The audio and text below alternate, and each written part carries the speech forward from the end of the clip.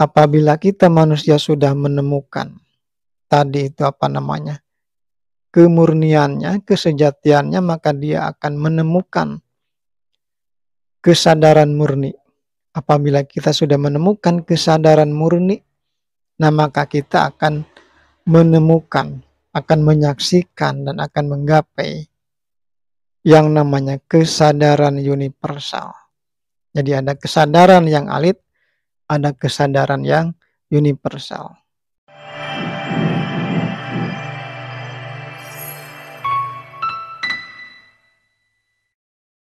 Saudara sekalian yang saya cintai dimanapun berada, salam untuk semuanya, sampurasun, rahayu, rahayu, rahayu. Alhamdulillah kita berjumpa lagi, alhamdulillah kita bersyukur. Kita berada di dalam kasih sayang Tuhan, kita berada di dalam lindungan Tuhan. Dan selanjutnya untuk obrolan kita sekarang ini adalah kita akan membuka rahasia ilmu apa yang dimiliki, yang dipraktekkan oleh leluhur kita pada zaman dahulu. Ayat-ayat apa yang dimiliki, yang dipraktekkan oleh leluhur kita pada zaman dahulu, sehingga mereka memiliki atau mencapai prestasi, memiliki karya yang atau menciptakan karya yang luar biasa, yang bermanfaat bagi kita. Kenapa? Karena di dalamnya itu ada pelajaran, ada contoh buat kita semua untuk menjalani kehidupan di alam dunia ini sekarang dan nanti. Jadi ilmu apa, ayat-ayat apa yang mereka miliki, yang mereka praktekkan pada waktu itu.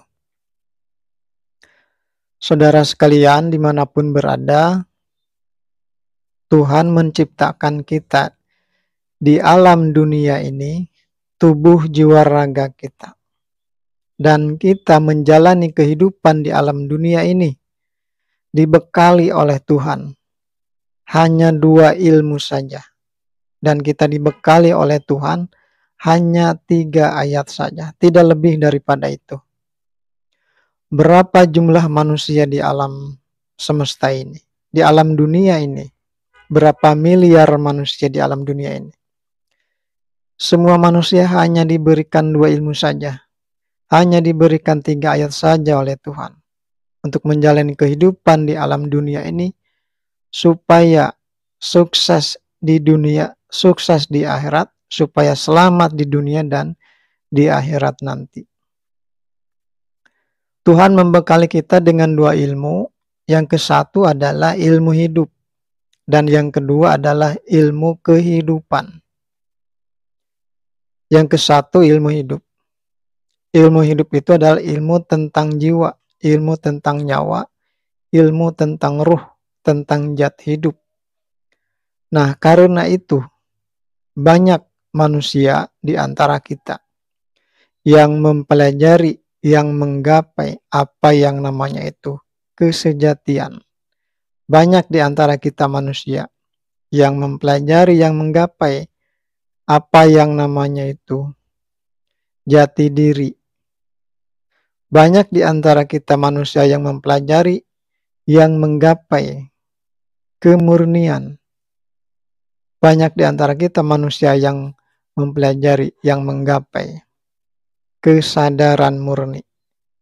Bahkan banyak di antara kita manusia yang mempelajari dan yang menggapai guru sejati. Itu adalah ilmu hidup.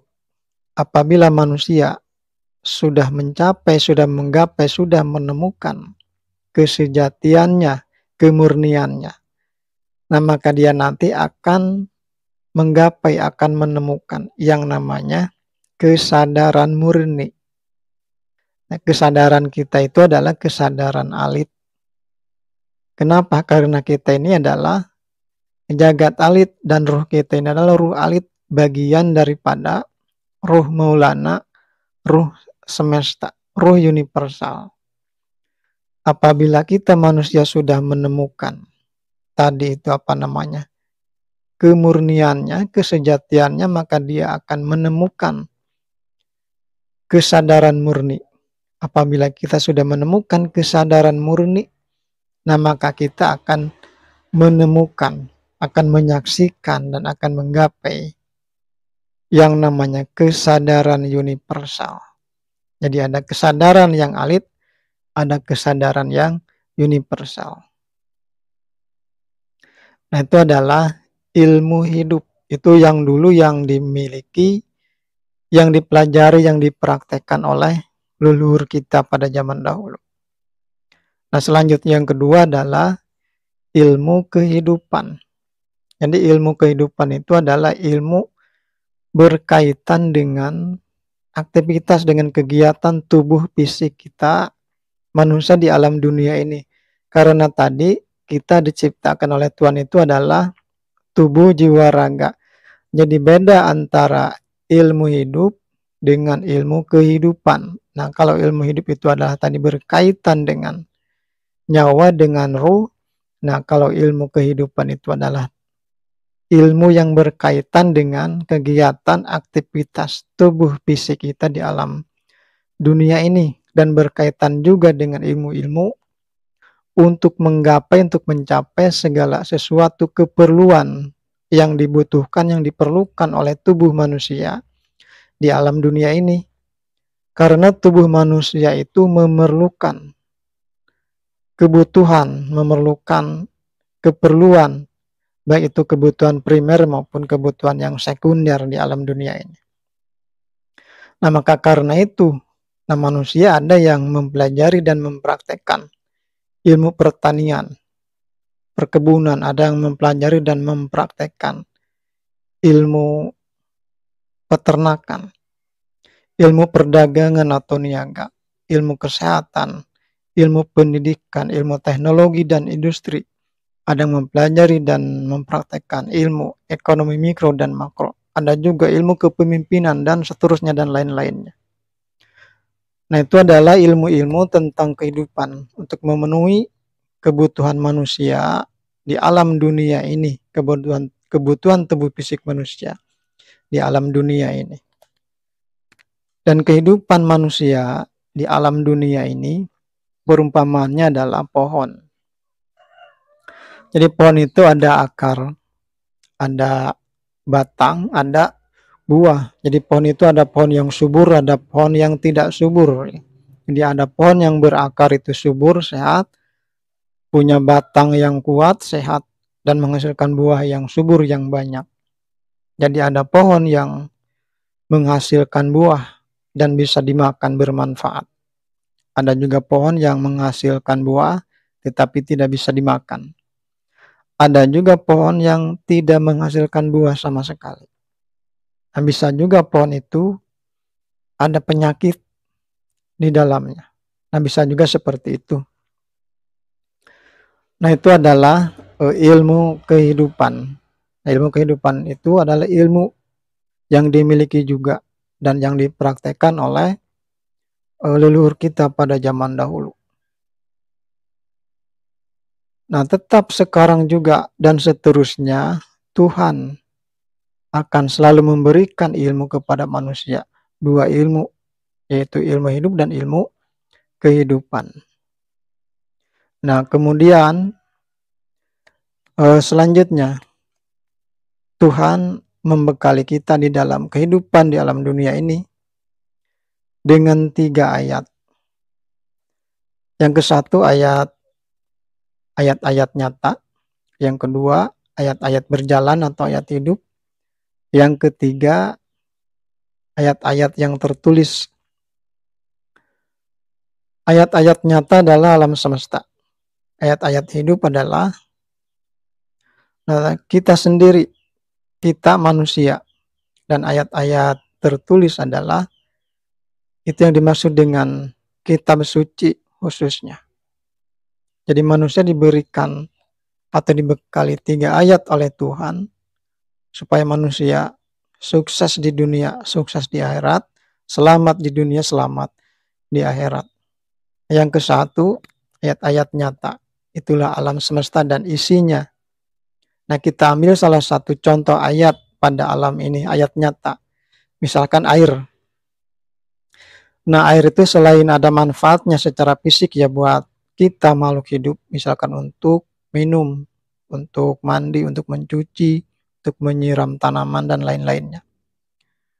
Nah, air juga ternyata mengajarkan kepada kita untuk menjalani kehidupan di alam dunia ini. Apa yang air ajarkan kepada kita? Kita lihat air. Air itu dinamis selalu bergerak. Dia pandai mencari jalan keluar dengan cara mengalir, dengan cara menguap, dengan cara merembes atau dengan cara meluber. Nah, itu air. Air ketika dia dibendung, tetap dia bisa mencari jalan keluar, seperti merembes, seperti menguap, seperti dia nanti akan meluber. Nah, itulah air. Mengajarkan kepada kita, ayat-ayat nyata mengajarkan kepada kita di dalam menjalani kehidupan di alam dunia ini.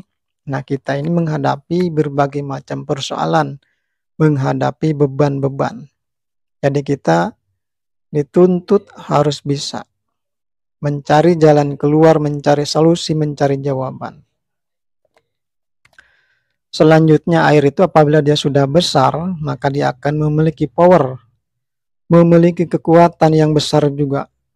Apapun yang dia lalui akan jebol, akan rontok, akan runtuh. Misalkan dia melewati dinding tembok, tetap tembok itu akan jebol apabila dilalui oleh air yang sangat besar.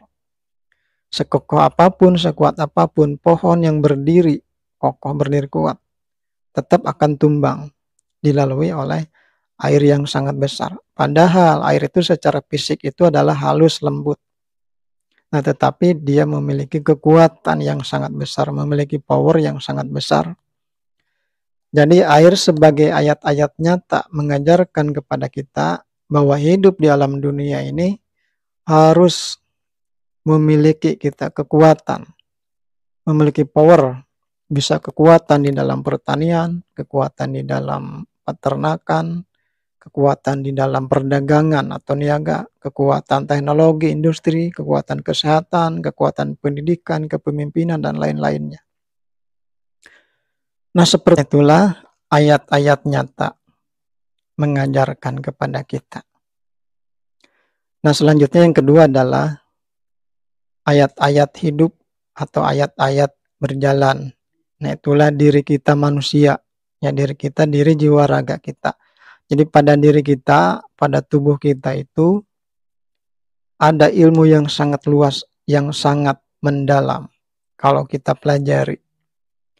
Tubuh jiwa raga kita itu adalah jagat alit atau alam mikro, adalah miniatur daripada makrokosmos. Jadi alam alit ini, jagat alit ini adalah miniatur daripada alam semesta, daripada alam makrokosmos. Pada tubuh kita ada 9 unsur. Misalkan ada unsur batu, ada unsur bumi, ada unsur air, api. Begitu juga pada alam. Jadi kalau kita pelajari ya tubuh kita, maka kita akan mempelajari alam. Maka kita akan memerlukan waktu yang sangat panjang, belum tentu umur kita puluhan tahun di alam dunia ini mencukupinya. Nah, kemudian ayat yang ketiga yang Allah berikan kepada kita adalah ayat-ayat yang tertulis. Ayat-ayat yang tertulis, nah itu yang disebut dengan kitab suci khususnya. Nah, di dalam kitab suci itu dijelaskan tentang ilmu. Baik itu ilmu hidup maupun ilmu kehidupan. Dijelaskan juga di dalam kitab suci itu tentang hukum-hukum. Dijelaskan tentang perumpamaan, dijelaskan tentang kisah-kisah, dan yang lain-lainnya. Itu adalah pelajaran buat kita di dalamnya, ilmu buat kita di dalamnya untuk menjalani kehidupan di alam dunia ini. Nah, itulah adalah ayat-ayat yang Tuhan berikan kepada kita, manusia, untuk menjalani kehidupan di alam dunia ini, supaya kita sukses di dunia dan di akhirat. Nah, supaya kita selamat di dunia dan di akhirat. Nah, dulu yang dimiliki, yang dipraktekkan oleh leluhur kita adalah ilmu ini, ayat-ayat ini, dan juga seterusnya ke depan nanti. Ya, Tuhan akan memberikan kepada manusia 2 ilmu, Tuhan akan memberikan kepada manusia 3 ayat saja. Demikianlah untuk obrolan kita hari ini, membuka rahasia ilmu leluhur. Semoga obrolan kita ini ada manfaatnya. Apabila ada kekeliruan, apabila ada kesalahan atau salah kata, mohon dimaklumi. Dan kita berjumpa di dalam obrolan yang berikutnya. Dan salam untuk kita semua.